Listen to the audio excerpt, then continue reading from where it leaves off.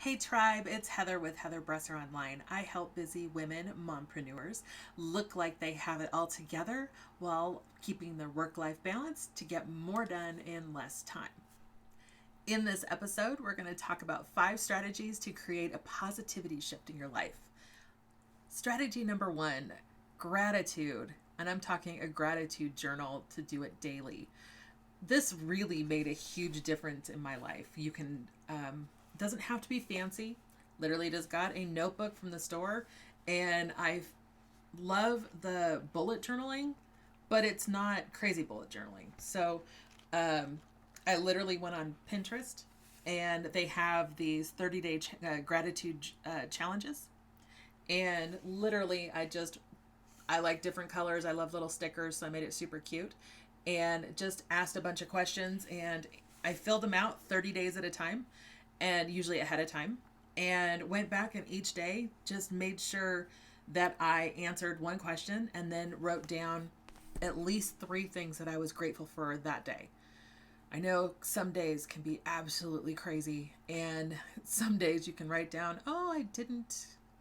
I know some days can be a challenge, but if you do a gratitude entry every day for an entire year and then go back, I'm actually referencing a lot of what I went through in this book in some of our videos, and also just to remind myself where I was and where I'm going.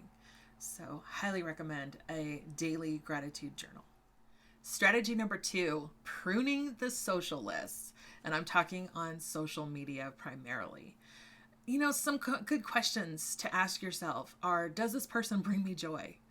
Does this person drag me down? Or are they constantly just posting about how awful life is and how they're just blaming everybody else?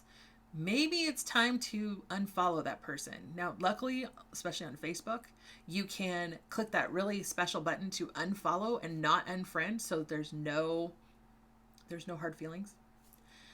On Instagram, you can mute. So if someone just talks too much, or it's just their vibe is negative, instead of unfollowing, because I know sometimes that can hurt some feelings, just mute. You can mute for 30 days and you can renew then mute, which is kind of nice.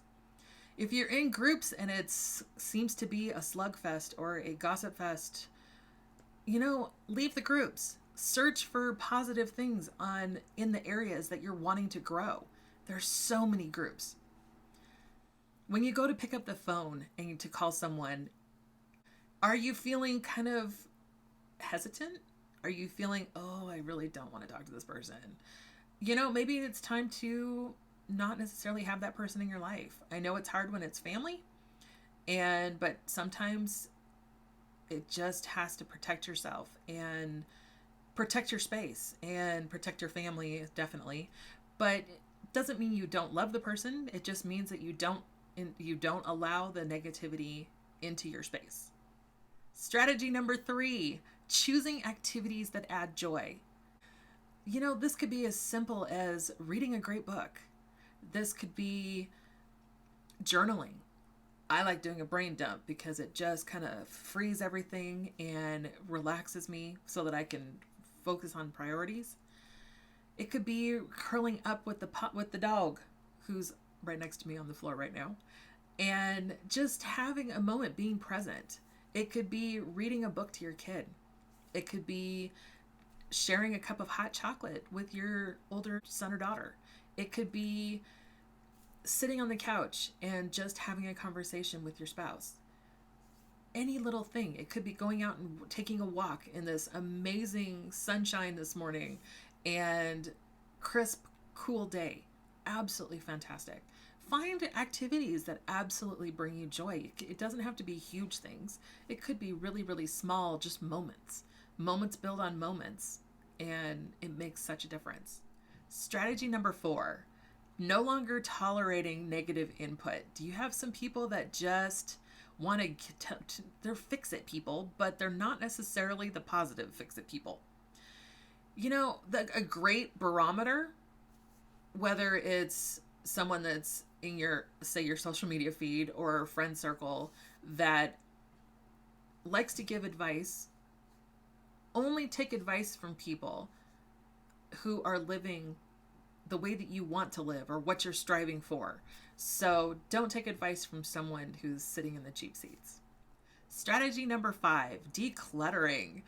I know that this has been a huge thing recently, that a lot of people are just jumping on the bandwagon of decluttering and getting rid of a lot of their stuff. It is actually freeing, and when things have their own place, it's calming, and then you enjoy what you have around. So highly recommend. It's easier to clean and tidy things when they each have their place.